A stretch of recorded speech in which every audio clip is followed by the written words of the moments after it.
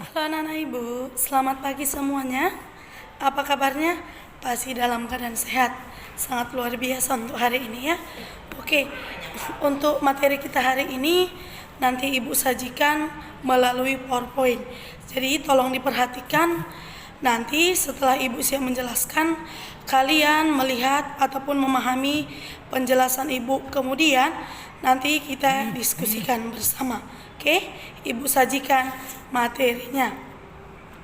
Oke, anak-anak ibu, sekarang kita lanjut materi kita ya. Itu tentang negara maju dan negara berkembang. Oke, sekarang ibu jelaskan dulu. Itu yang pertama tentang negara maju. Negara maju itu merupakan negara yang sudah memiliki teknologi tinggi dan tingkat ekonomi yang sudah merata. Artinya, negara maju itu memiliki pendapatan per kapita yang sudah tinggi, sehingga ini sangat mempengaruhi terhadap pendidikan yang tinggi, kesehatan yang tinggi, dan bagian teknologi yang tinggi. Selanjutnya, negara berkembang. Negara berkembang ini contohnya negara siapa? Negara kita sendiri, yaitu negara Indonesia. Negara berkembang ini adalah negara yang memiliki tingkat kesejahteraan penduduknya masih tergolong taraf sedang atau menengah. Kenapa? Karena di sini memiliki pendapatan yang masih rendah.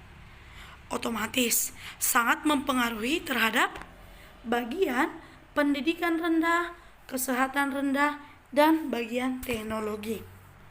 Oke, selanjutnya negara maju dan negara berkembang.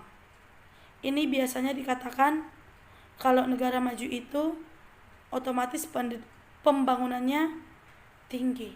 Negara berkembang itu pembangunannya pasti akan menengah ke bawah. Di sini ada pembangunan fisik dan non fisik. Kalau bagian fisik dia berupa wujud fisik, berarti materinya. Kalau dia pembangunan non fisik berarti dia tidak berupa materi. Oke? Selanjutnya, indikator negara maju dan negara berkembang. Ada 7 indikator yang harus ibu jelaskan di sini. Jadi anak ibu tolong diperhatikan ya. Ini ibu singkat aja nak. Penduduk kerja makan pete. Yang pertama, pertumbuhan penduduk.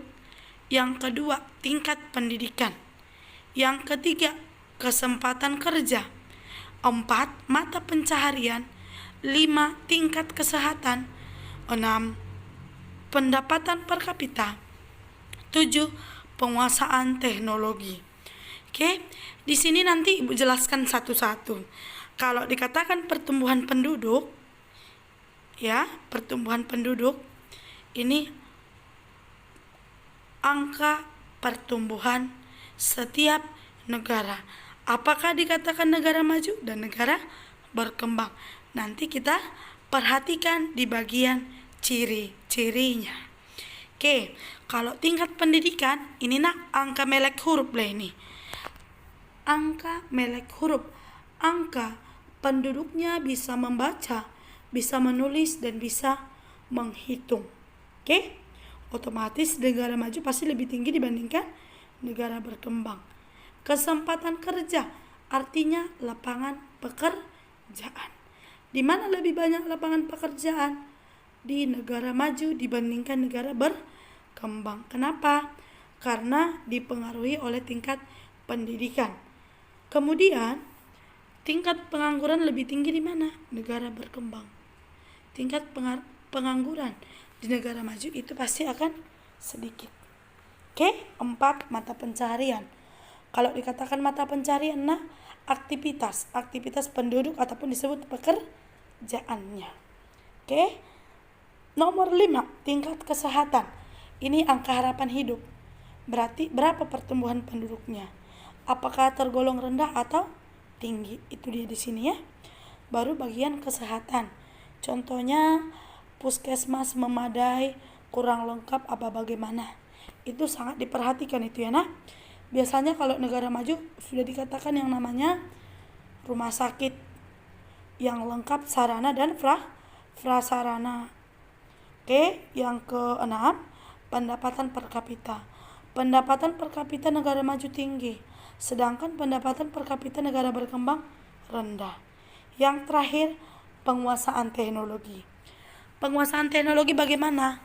Ini zaman milenial. Jadi kalau dikatakan zaman milenial, waktunya kita mengikuti zaman.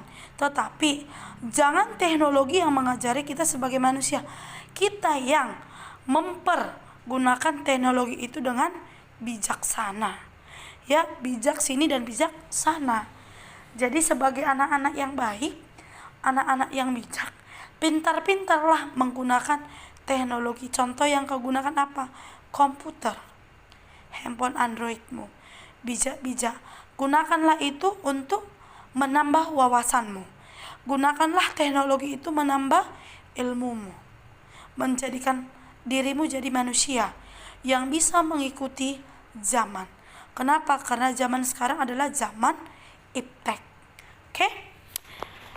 Yang selanjutnya, masuklah kita ciri-ciri. Ciri-ciri negara maju yang pertama, pendapatan per kapita pasti tinggi dong. Angka harapan hidup pasti tinggi dong. Tingkat pendidikan tinggi, teknologi lebih maju, angka pengangguran pasti lebih rendah. Kenapa? Karena lapangan pekerjaan lebih luas. Pertumbuhan penduduk rendah karena kesehatan sangat memadai. 7. Sarana dan infrastruktur memadai. Bergantung pada sektor industri dan jasa.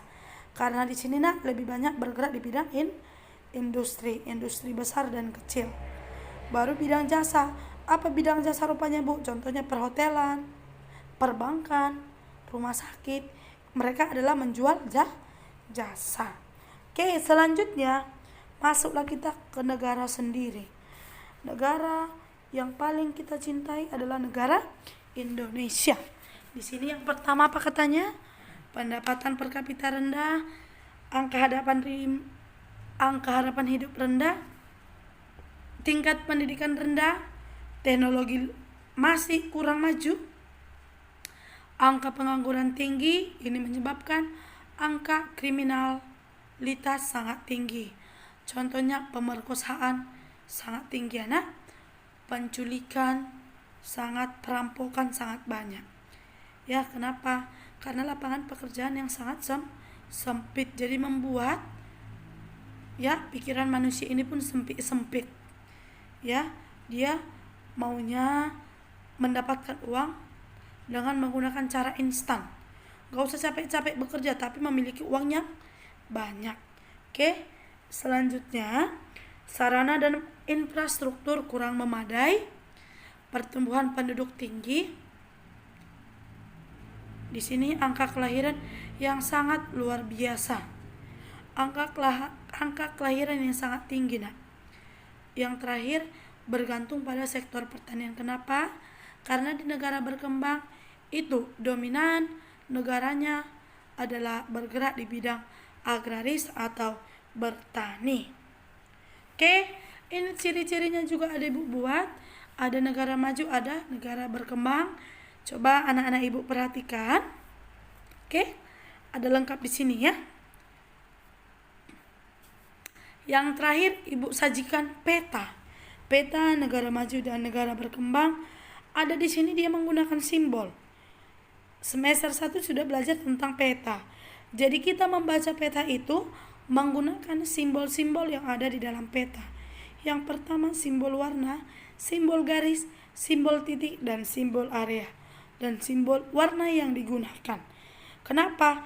Warna yang digunakan di sini ada warna kuning, ada biru, dan ada warna coklat. Ini daerah pegunungan. Oke, sampai di sini penjelasan Ibu tentang materi kita hari ini. Baiklah, demikian pembelajaran kita hari ini. Untuk anak-anak Ibu, tetap semangat, tetap jaga kesehatan.